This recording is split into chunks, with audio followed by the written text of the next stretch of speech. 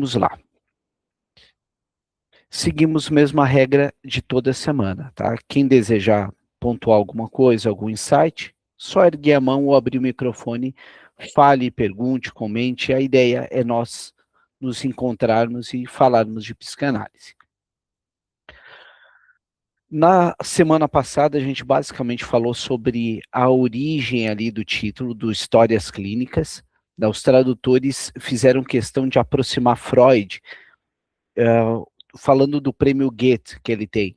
O Freud, ele é muito literato, inclusive na forma de falar. Então foi basicamente isso que nós falamos e lemos a semana passada, o quanto a literatura de Freud tem esse viés até romântico, digamos assim, na forma que ele fala, uma forma muito bem, muito agradável de se ler. Perfeito. Então, dando sequência aqui o que o autor fala sobre a escolha das palavras na tradução, o tradutor, na verdade, diz: mirando o público brasileiro, diversas vezes o tradutor recorreu a notas visando esclarecer no vernáculo trechos do original, que sem uma explicação mínima, talvez não ficassem totalmente claros.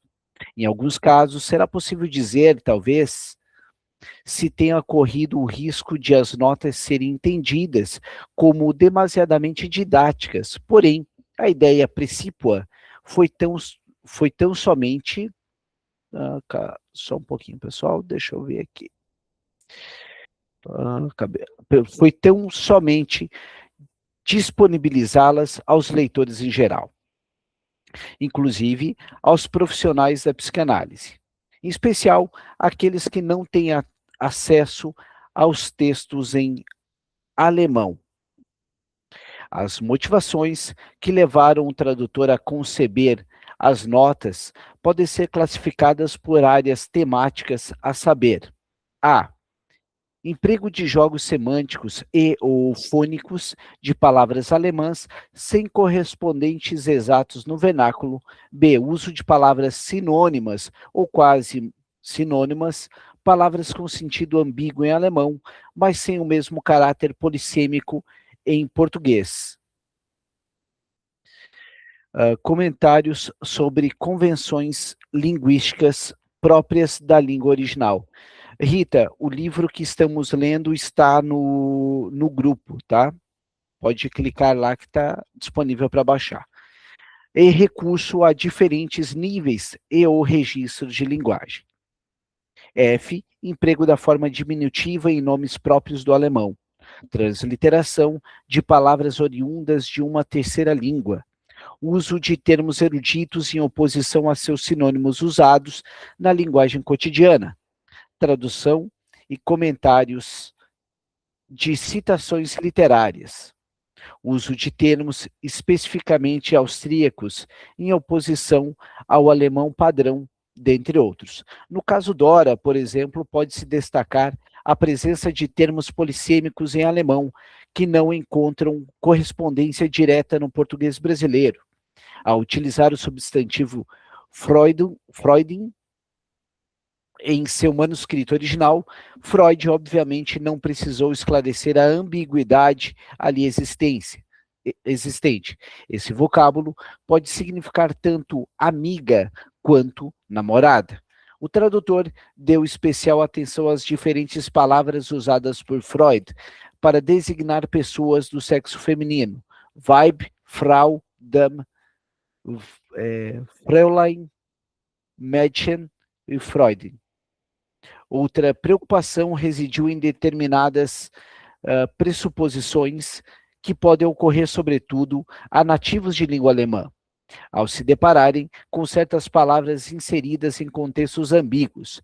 Numa cena com uma presumível carga sexual, Freud usa o verbo stechen, conjugado na terceira pessoa do singular, tendo como sujeito um homem visivelmente interessado na jovem Dora.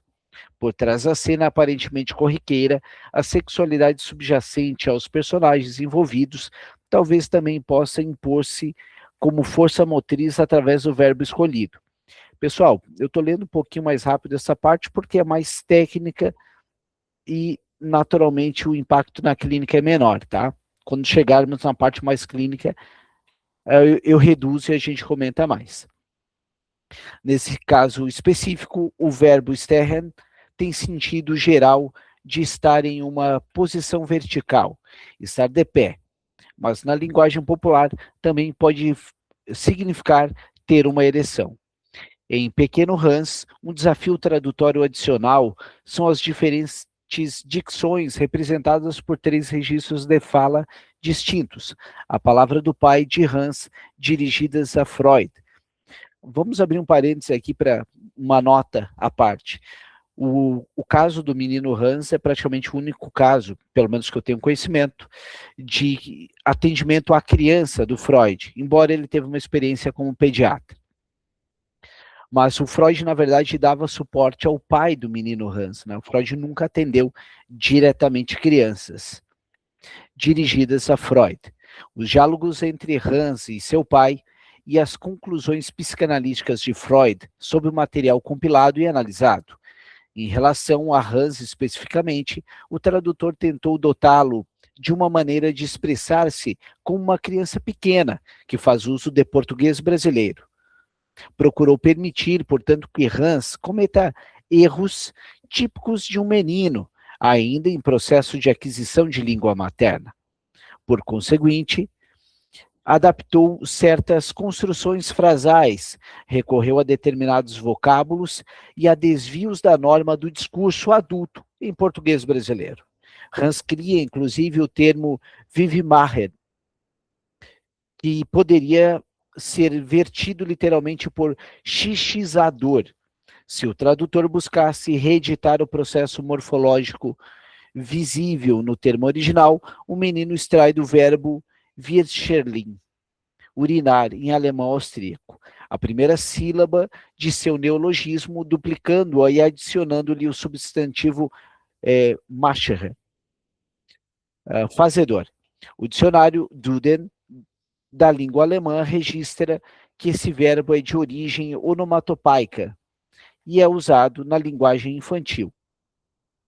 Pessoal, alguém quer fazer alguma observação até aqui, alguma sugestão? Então, se alguém quiser, só falar.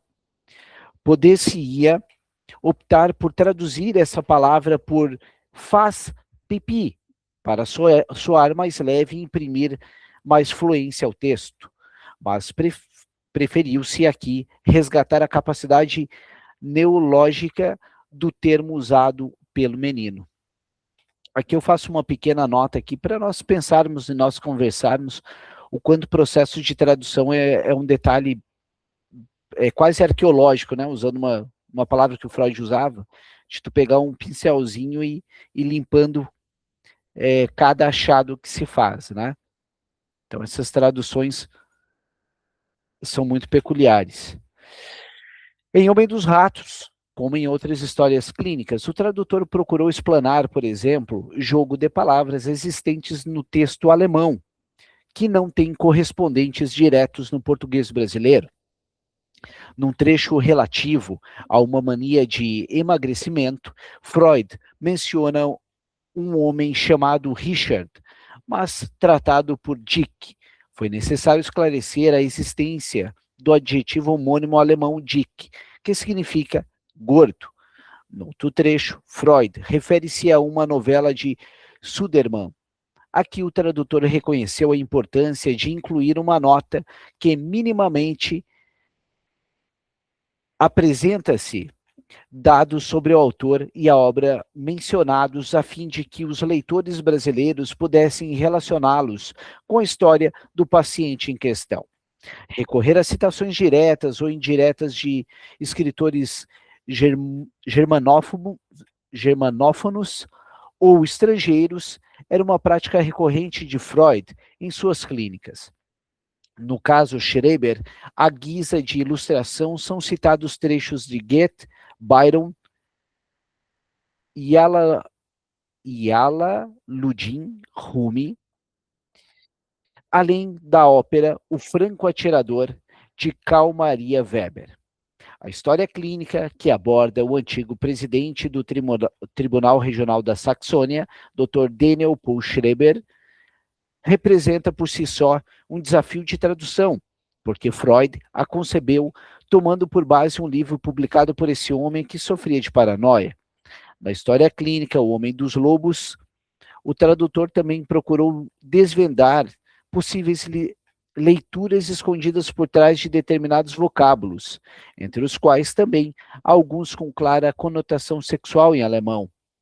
O termo Zipfel, utilizado no original para designar extremidade. Ponta. Também pode significar, na linguagem popular, pênis. Da mesma maneira, o vocábulo Schwanz, encontrado na designação original da espécie de borboleta rabo de andorinha. E aqui tem a palavra em alemão. Também pode ter o mesmo significado. Nos contextos em que se encontram inseridas os leitores brasileiros, poderão perceber, com a ajuda das notas, as segundas leituras que essas palavras permitem no protótipo alemão. Como já afirmado, o presente volume contém ainda os registros originais do Homem dos Ratos, dos quais Freud, por acaso, não se desfez, contrariando o destino que costumava dar seus rascunhos. Esses são os únicos remanescentes dos rascunhos feitos para uma história clínica, ou foram traduzidos especialmente para esse volume para permitir ao leitor brasileiro perceber como se dava a gênese e o processo de reelaboração escrita após uma sessão psicanalítica. Durante as sessões, Freud não podia fazer pausas para cuidar de anotações minuciosas. Portanto, nesses registros, aqui compreendidos como um gênero textual à parte, encontra-se muitas abreviaturas, frases completas e ou truncadas, elementos sintáticos em certa desordem e etc. Não obstante, com o domínio que tinha de cada história em particular, Freud conseguia recuperar e reelaborar os dados para escrever cada caso clínico. Em geral, nas traduções das histórias clínicas, não se buscou aplicar uma correção de termos atualmente considerados inadequados ou politicamente incorretos. Porém, sempre que necessário, o tradutor recorreu a uma nota para deixar claro que o termo brasileiro apenas refletia a escolha freudiana no momento da escrita. Pessoal, isso é um ponto extremamente relevante quando a gente está lendo, né? Trago aqui para vocês de uma forma mais acadêmica.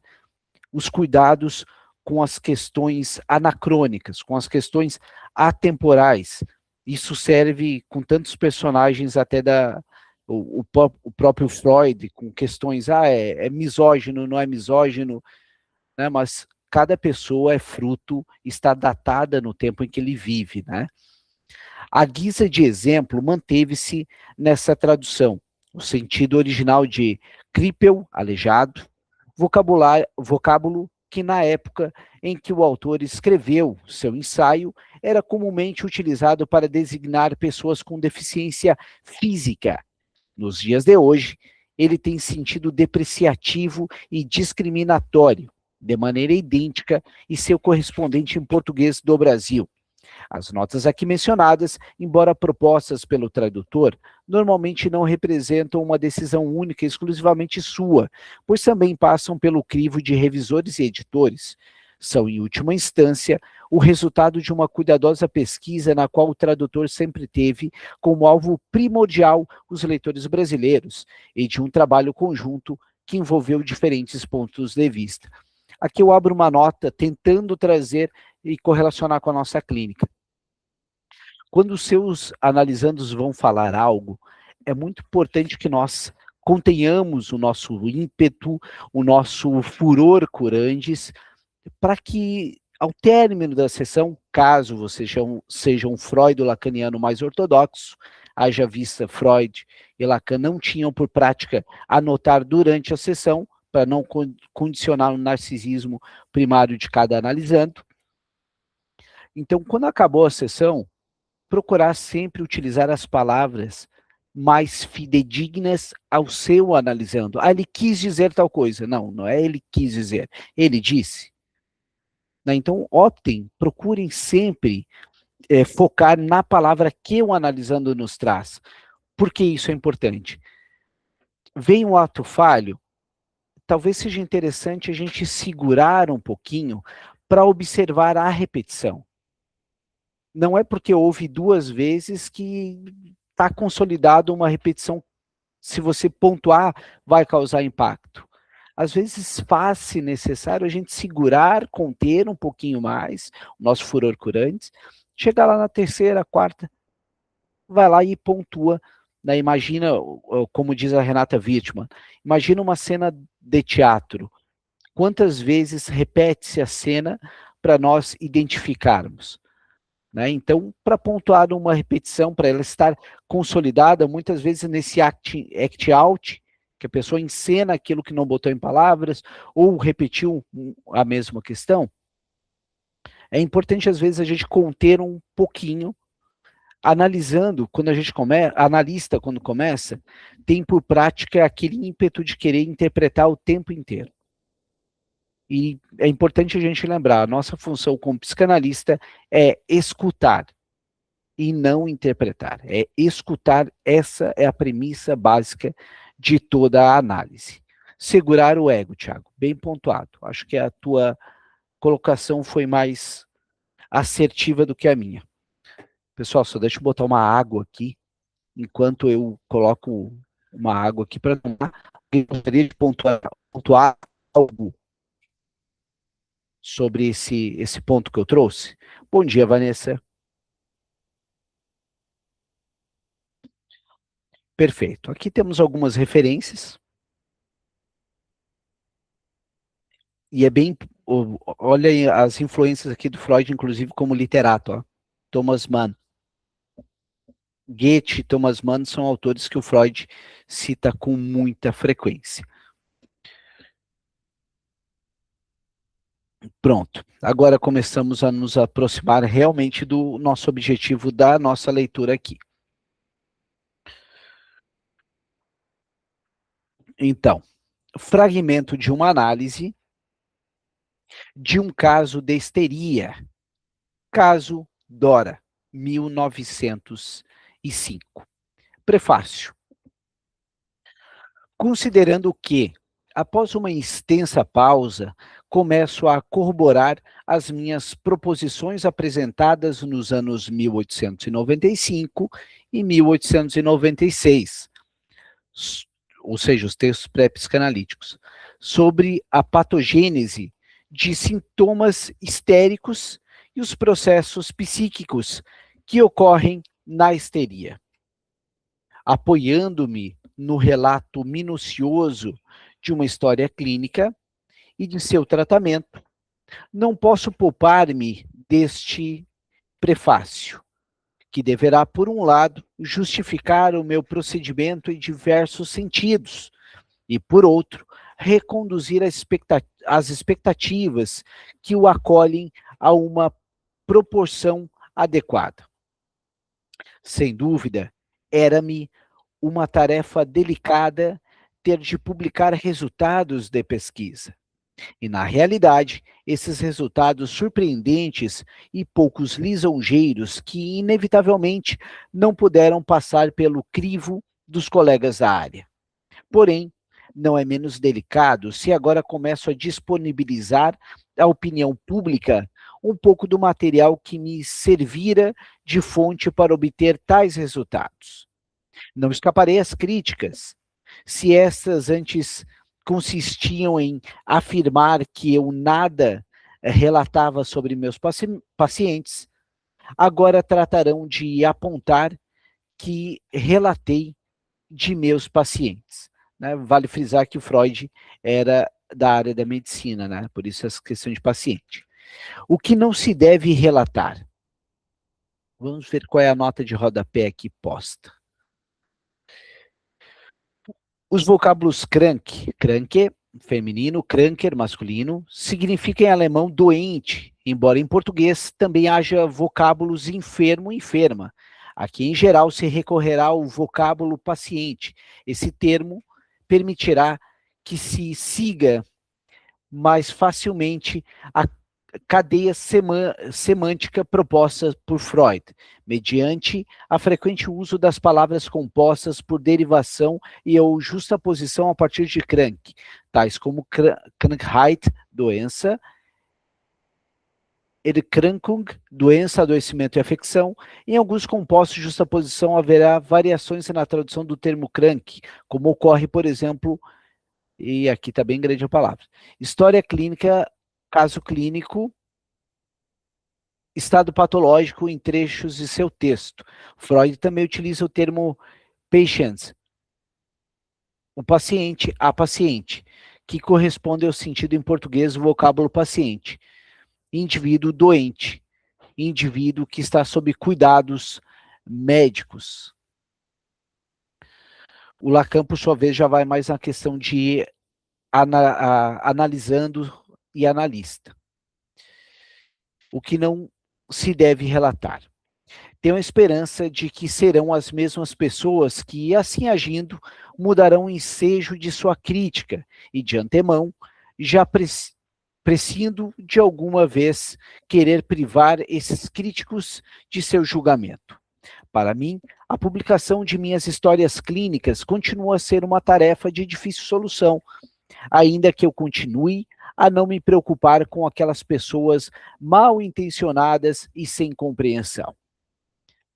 As dificuldades são em parte de natureza técnica e, por outro lado, têm sua origem na essência das próprias circunstâncias.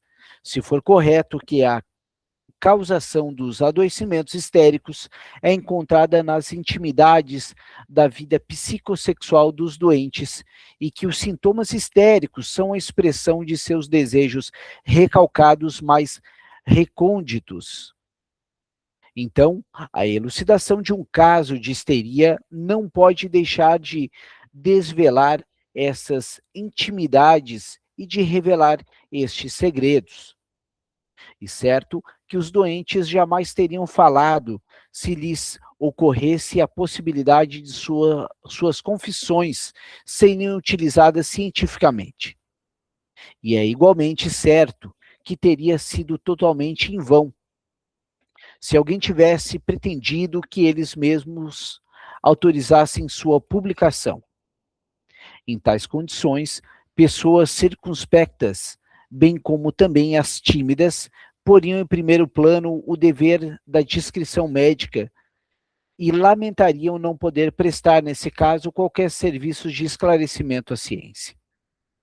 Não obstante, acho que o médico não assumiu deveres apenas perante cada doente, mas também perante a ciência.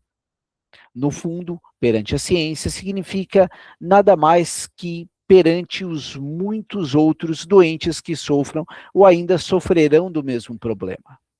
A comunicação pública do que se julga saber sobre a causação e a estrutura da histeria torna-se um dever, e a omissão ou covardia vergonhosa sempre que se puder evitar o prejuízo pessoal direto do doente em questão. Acredito que fiz tudo para excluir minha paciente de um dano como esse. Escolhi uma pessoa cujos destinos não se desenrolavam em Viena, mas em uma cidadezinha distante, e cujas relações particulares devem ser, portanto, praticamente desconhecidas em Viena. Notem, olha a preocupação do Freud com a questão geográfica e dos dados, né? Não é igual agora da internet que a gente atende pessoas de outros lugares do mundo. Desde o princípio mantive o sigilo do tratamento com tanto cuidado que apenas um único colega absolutamente digno de toda a confiança pode saber que a moça teria sido paciente. Concluído o tratamento, ainda esperei 4 anos para a publicação até eu ter sabido uma mudança na vida da paciente, fazendo-me supor que seu próprio interesse nos acontecimentos aqui narrados e nos processos anímicos poderia agora estar dissipado. Pessoal, esse é um ponto que talvez seja interessante nós pensarmos do aspecto técnico, né, e da descrição. Eu particularmente procuro seguir o máximo à risca essa premissa freudiana de, exceto na minha supervisão, eu cito quem é a pessoa em questão, embora 99% dos casos a supervisora não conhece. Mas no dia a dia, com os nossos pares, faz-se necessário tomar esses devidos cuidados quanto às identidades. Muitas vezes eu analisando o que diz, olha, eu faço análise com ele, né, mas eu particularmente parto do pressuposto que eu não digo, olha, fulana faz análise comigo, né, e principalmente por questão de descrição. Até aqui, alguém gostaria de pontuar algo? Que eu apertei um Enter e pulei aqui a parte onde eu estava. Alguém gostaria de pontuar?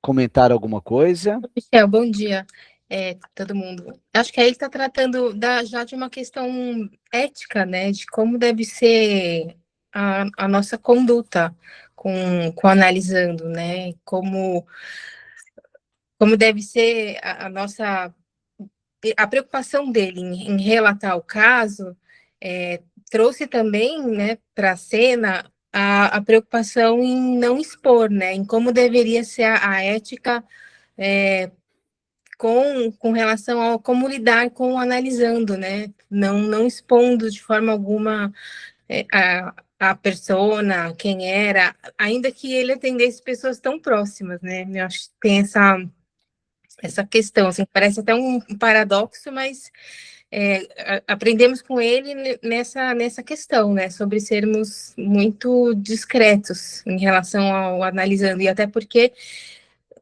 essa é a base para que ele possa também se abrir, né? Realmente confiar no que está sendo dito, que não sairá daquele quadrado, né? Daquele espaço.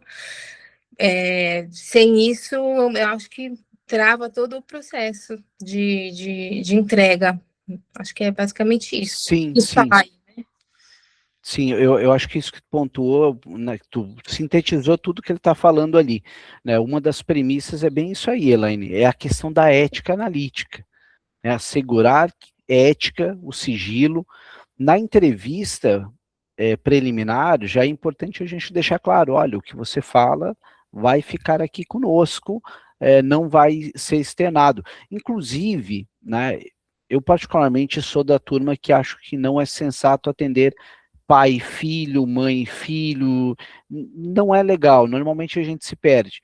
Mas no caso de casais, quando a gente vai atender, já deixar bem claro, olha, o que você fala aqui não vai para o outro. Até porque, nem que seja inconscientemente, a pessoa tenta te utilizar como pombo correio ali, para estar mediando. Né? Então, eu lembro quando eu atendia um casal, eu atendia uh, o marido, era marido, pela manhã e a esposa à tarde.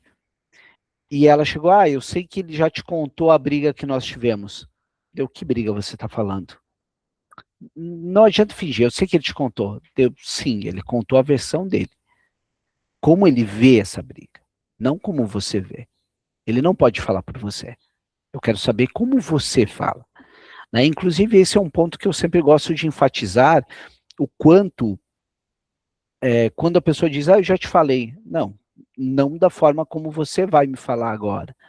Né? O deslocamento metonímico muda. Então, cada vez que a pessoa fala, a gente tem ali um deslocamento diferente. Eu vou voltar aqui porque eu acabei pulando, então eu vou ler de novo esse trecho aqui, esse caso. Eu já li, vamos de novo. Desde o princípio mantive sigilo do tratamento com todo cuidado, que apenas o único colega absolutamente digno de toda a confiança pode saber que a moça teria sido minha paciente. Concluído o tratamento, ainda esperei 4 anos para a publicação, até eu ter sabido de uma mudança na vida da paciente, fazendo-me supor que seu próprio interesse nos acontecimentos aqui narrados e nos processos anímicos poderia agora estar dissipado. É óbvio que não foi escrito nenhum nome que pudesse dar pistas a um leitor dos círculos leigos. Além disso, a publicação em um periódico especializado rigorosamente científico deveria ser uma proteção contra esses leitores não autorizados. Naturalmente, não posso impedir que a própria paciente experimente a sensação desagradável se por acaso cair nas mãos a narrativa de sua própria história clínica. Mas nota que ele troca os nomes e veicula num local específico a história. Porém, nada ficará sabendo sobre si que já não saiba e poderá colocar-se a pergunta sobre quem, além dela, ficará sabendo que se trata de sua pessoa. Sei que, pelo menos nessa cidade, existem muitos médicos que, com bastante repugnância, não querem ler uma história clínica destas como um artigo sobre psicopatologia da neurose, mas como um roman à clef destinado a seu divertimento. A essa espécie de leitores dou a certeza de que todas as minhas histórias clínicas que venham a ser posteriormente comunicadas serão protegidas por garantias semelhantes de sigilo contra a perspicácia desse leitorado. Embora, devido a esse propósito, minha forma de explorar meu material tenha sido obrigada a enfrentar uma restrição excepcional. Pois bem, nessa história clínica, a única que até agora logrei subtrair das restrições impostas pela descrição médica e pelo desfavor das circunstâncias, relacionamentos sexuais são debatidos, todavia com toda franqueza. Os órgãos e as funções da vida sexual são chamados por seus nomes corretos, e a partir da minha exposição, o leitor casto poderá convencer-se de que não hesitei em discutir com uma jovem mulher sobre tais temas e tal linguagem. E agora talvez eu também precise defender-me dessa crítica? Vale frisar aqui, né, como Freud dizia, a resistência é do analista. Na verdade, o Lacan falava isso, mas compactua com o que o Freud fala. E aí a gente tem uma falácia. Com o tempo a resistência diminui do nosso analisando. Não, não diminui. Nos próprios textos do Freud ele diz, do início ao fim a resistência estará presente. E a resistência do analista quem impede que o processo continue transcorrendo. Né? Certos temas, como questão de tabus, sejam sexuais ou qualquer outra coisa, por isso que devem ser tratados na sua análise pessoal. Você não vai levar um analisando até onde você não foi. Mas olha só, todos os casos que eu estou atendendo trabalham o mesmo tópico. Todos estão falando de relacionamento. Será que os casos que estão falando de relacionamento ou o seu relacionamento requer atenção nesse momento? Esse é um ponto extremamente relevante. A pessoa chega com uma queixa, ela não chega com demanda, ela chega com queixa. Demanda a gente constrói em análise. Então ela chega com a queixa do relacionamento. Na construção da demanda, pode-se apresentar uma questão, relacionamento com os pais, relacionamento com o filho, ou qualquer outra coisa. Tá? Então, observem muito isso, por isso a análise pessoal é extremamente relevante. Porque senão a gente começa, como diz o Ferenczi, não curar o nosso paciente, usando terminologia bem ferenziana, mas usá-lo. Tá? Essa frase é bem verdadeira do Chandler Ferenczi. Simplesmente faço valer para mim os direitos do ginecologista, ou antes, direitos muito mais modestos que esses, e declaro ser um indício de uma concupiscência perversa e insólita. Se alguém vier a supor que tais conversas sejam um bom meio de atingir a excitação ou para a satisfação de desejos sexuais, ademais, sinto-me inclinado a exprimir meu juízo sobre essa questão recorrendo a algumas palavras tomadas de empréstimo. É lamentável ter de destinar o espaço a esses protestos e asseverações em uma obra científica, mas não me venham tecer críticas por isso, mas acusem sim o espírito da época, o Zeitgeist, né? Que felizmente nos fez chegar a uma situação em que nenhum livro sério pode mais estar seguro de sua existência. Vamos ver o que o Tiago escreveu para nós. Isso é até algo que se possa fazer ao final de cada sessão, uma breve autoanálise para perceber as contratransferências pontuais. Extremamente válido, Tiago. Né? Contratransferência, dizer que nós não sentimos algo, isso a gente sempre fala na supervisão. Na minha concepção, acho que não ocorre, acho que a gente vai sentir alguma coisa. O detalhe é o quanto a gente nega isso. E ao negar, a gente cai nesses pontos cegos. Por favor, Elaine. Michel, então, pegando carona no que você falou e no que o Thiago colocou agora, eu nunca tinha entendido direito, eu acho, a história de que o analista que impede, de alguma forma, a evolução, né, desse processo por sua resistência. E agora eu estou pensando se isso acontece porque a gente, então, tem, como analista, né, tem as nossas questões, e quando isso encontra com a questão do analisando, de alguma forma a gente coloca, né, uma barreira, enfim, cria resistência para que o processo não evolua. Não sei se foi isso que você quis dizer, mas eu entendi. E começou a fazer sentido outras coisas para mim, porque parece, olha, eu já ouvi falar isso também, né, que o universo vai trazendo para você os analisantes que você precisa, né? Não sei se já ouviram essa frase. Será que vem o que precisa ou a gente encontra o que precisa ali, né? Desenha, molda, né? Eu tenho ouvido isso, porque toda hora tá aparecendo um padrãozinho assim para mim, sabe? Ou eu só tô enxergando assim. E aí eu tô me identificando muito e eu falo, gente, mas como assim? E aí, obviamente, tem que olhar, né? E levar para análise também. Mas aí você, inevitavelmente, parece que faz um cone assim na visão, sabe? E se não tomar cuidado, a gente não consegue olhar com a imparcialidade que precisa. Acho que foi isso que eu senti do que você falou. Eu penso dessa forma que tu... Eu quis passar isso aí. Eu quis passar exatamente isso. Né? É exatamente por essa questão que quando a gente chega sobre pequenos nichos, né? Eu atendo só relacionamento, eu atendo só isso. Mas será que o teu analisando construiu a demanda propriamente, que é o relacionamento dele, que é o gargalo? Né? Por isso que nas entrevistas preliminares, né, usando ali, eu sei que o Riyad Moon é um que usa isso, e eu sempre menciono sobre os 5 setores que eu aprendi com o Saulo Durso, que a gente faz essa passagem por vários setores, visando encontrar aquilo que se repete.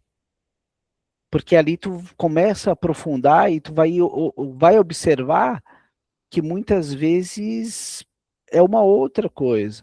Por isso que a gente tem o nosso desejo, nós analistas, nós temos desejo, mas o que a gente faz? A gente renuncia. Ele falou? Não, ele não falou, então não existe. Eu acho que ele está dizendo isso. Não, você não acha nada, você acha na sua análise.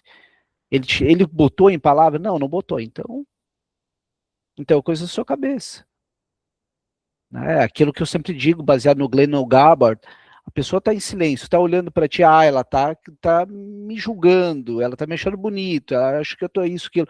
Ela não está achando nada. Né? É tu com a tua história pregressa que está dando significado para aquela imagem que tu está vendo. Mas se tu perguntar para ela, tá, o que tu está olhando aqui?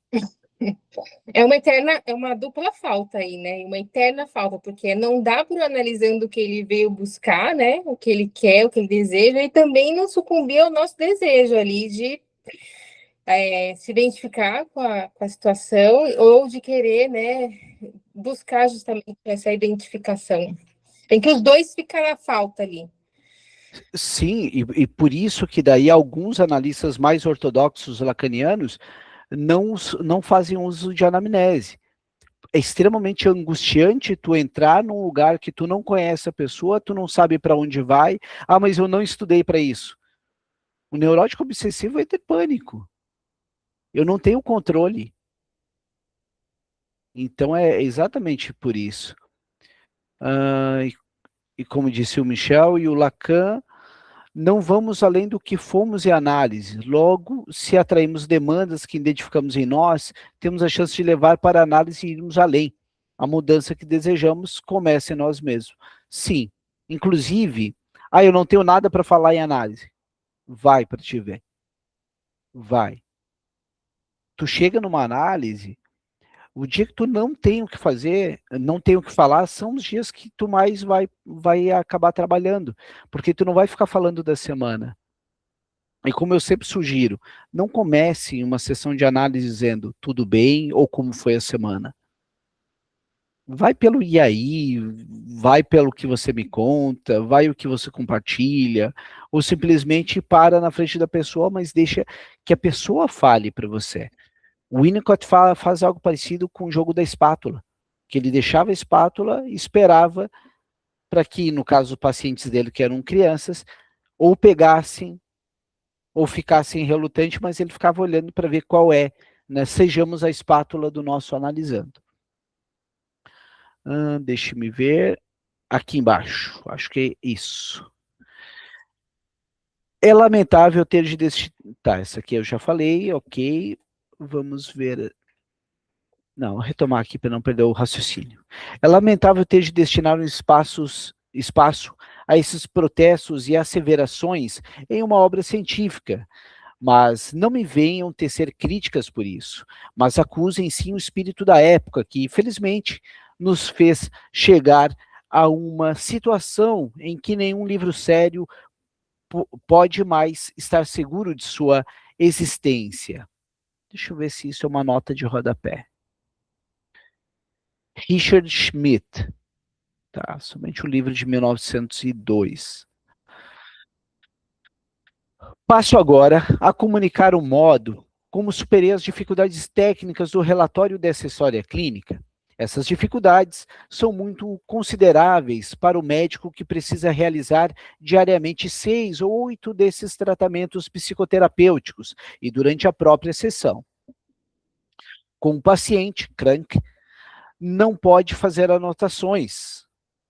Opa, vamos só retomar aqui para ver se é o que eu entendi. Durante a própria sessão com o paciente, não pode fazer anotações. Olha só, aquilo que a gente sempre fala, tá? Pelo menos na linha, o que o Freud acreditava. Pois despertaria desconfiança e perturbaria a recepção do material a ser registrado. Estamos falando aqui daquele analista mais blasé, daquele analista que não se implica no processo, né? Também para mim, ainda é um problema não resolvido o modo como eu poderia registrar com vistas a uma comunicação posterior, uma história de tratamento de longa duração. No presente caso, duas circunstâncias vieram em meu auxílio. Em primeiro lugar, a duração do tratamento não se estendeu por mais de 3 meses. E em segundo, os esclarecimentos foram agrupados em torno de 2 sonhos. Um relatado na metade e outro no final do tratamento. Sonhos cujo teor foi registrado imediatamente após cada sessão e que puderam oferecer um apoio seguro para a subsequente trama de interpretações e lembranças. Vale frisar que o Freud inicia como interpretação, mas ele vai indo, lá em 1937, vai indo para o chamado construção e análise, tá? Quando a história clínica propriamente dita, escrevia de memória, somente após a conclusão do tratamento, enquanto minha lembrança ainda se mantinha fresca e estimulada pelo interesse na publicação. Consequentemente, o registro Niederschrift, deixa eu ver aqui o que o Diego redigiu. Freud atendia seus pacientes todo dia, não era mais fácil para ele anotar depois do que nós nos dias de hoje? Na verdade, eu pelo que eu entendi aqui, ele terminava a sessão e fazia as pontuações, né? Eu acho que era dessa forma que ele fazia. Penso dessa forma que era assim, Diego. Mas parto do pressuposto que sim, pela frequência de atendimentos em sequência, acredito que seria até mais fácil, né? Deixa eu ver onde que está aqui o cursor. Registro não é em absoluto. Fonograficamente. Fiel, mas se pode atribuir-lhe um alto nível de confiabilidade. Nada de essencial foi nele alterado, a não ser a sequência das elucidações. Em alguns trechos, o que fiz em atenção ao contexto.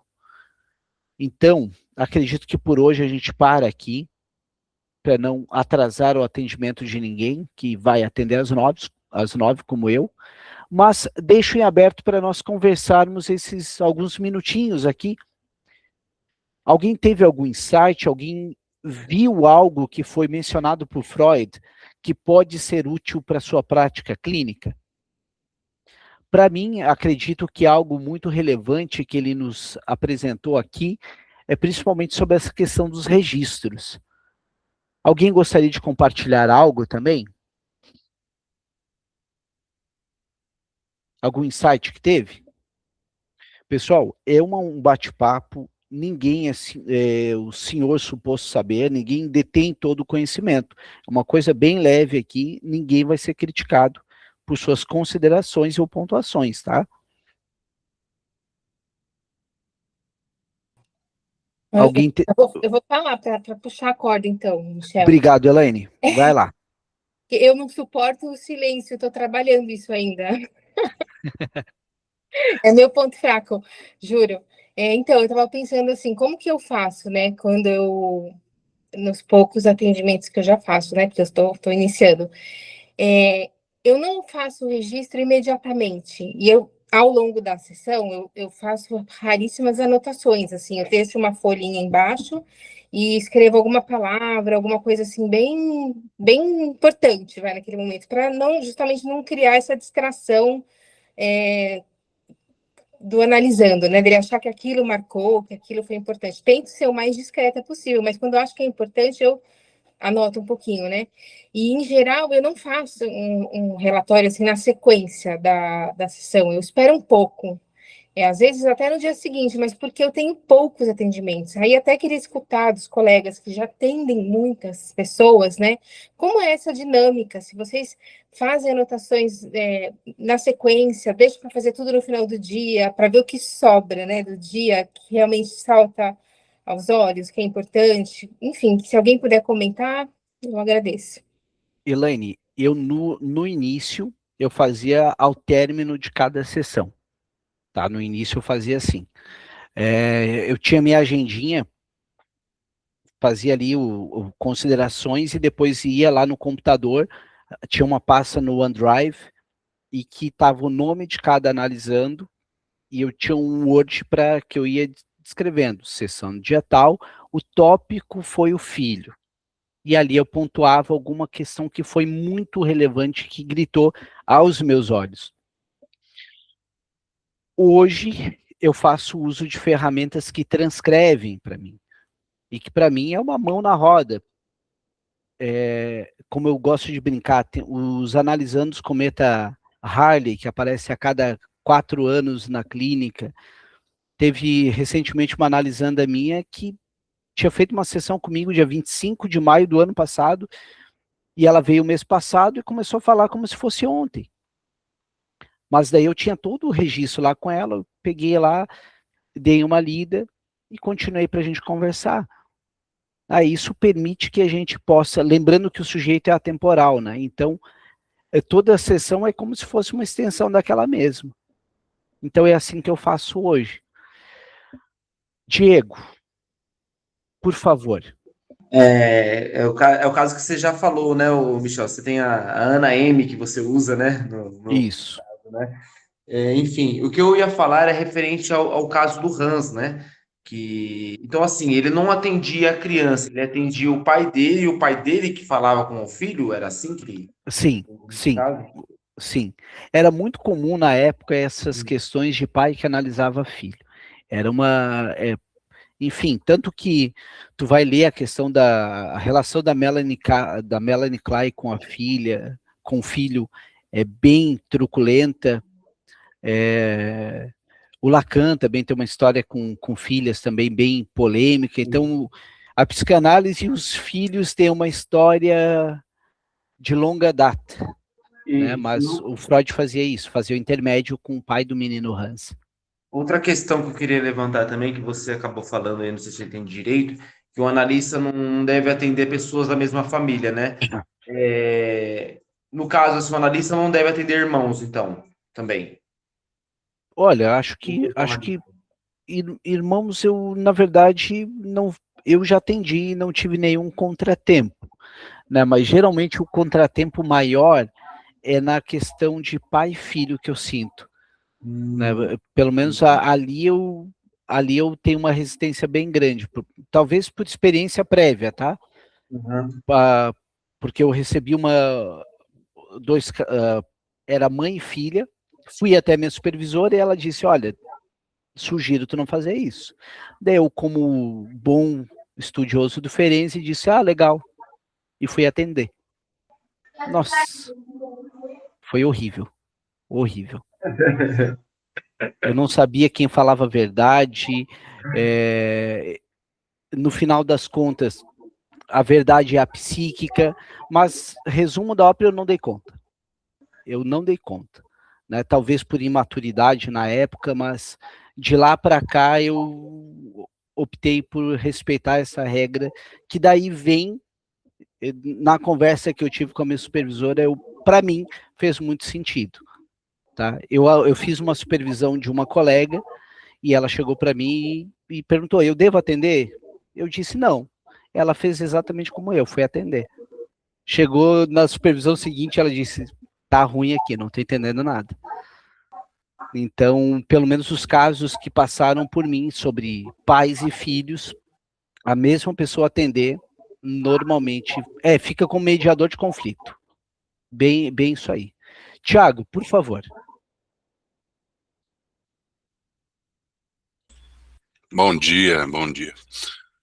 Respondendo a Elaine aqui, eu também utilizo ferramenta, né, para transcrever, inclusive foi indicada pelo Michel, a Ana M, quem não conhecer, conheça, é muito boa. Mas aí entra o ponto, a transcrição, ela é uma atenção ativa, como se fosse, tá? Então ela vai pegar tudo que a pessoa trouxer, o que ela falar, mas não a atenção flutuante e subjetiva daquilo que ela está trazendo. Então, nesse caso, por conta disso também, eu passei a anotar na hora, mas isso é uma questão minha, tá? Cada um faz como achar melhor. Eu prefiro anotar na hora os pontos-chave da atenção flutuante, e depois, juntamente com a transcrição, no final de semana eu pego todos os casos e faço uma revisão, tá? Mas isso é uma questão minha. Esse ponto que o Tiago falou é bem relevante, né? A tua dinâmica de atendimento. Jane, por favor.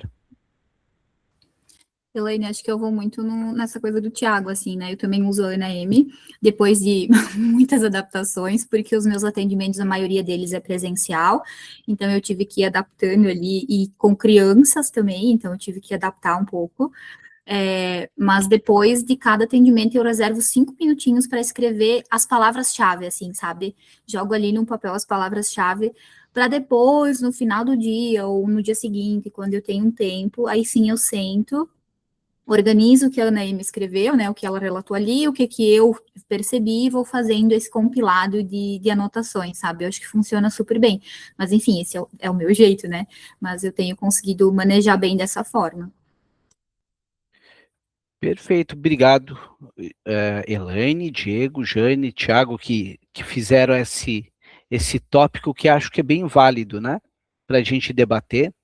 Pessoal, então, seguimos, né, para a turma que faz parte da supervisão, quarta-feira, estaremos juntos às 8 da noite, a gente é sempre terça, mas essa semana será a quarta-feira devido ao feriado. Quinta-feira a gente vai ter às 8 da manhã um grupo de leitura, essa quinta não, provavelmente na outra, um grupo de leitura de artigos científicos, que a gente vai fazer todas as quintas-feiras, para não ficar somente em questão muito superficial. Vamos pegar alguns artigos ali de gente grande, quem queira estar junto, vamos lá. E na sexta-feira a gente vai mais para um viés da literatura com Nietzsche, assim falava Zaratustra, tá bom? Então,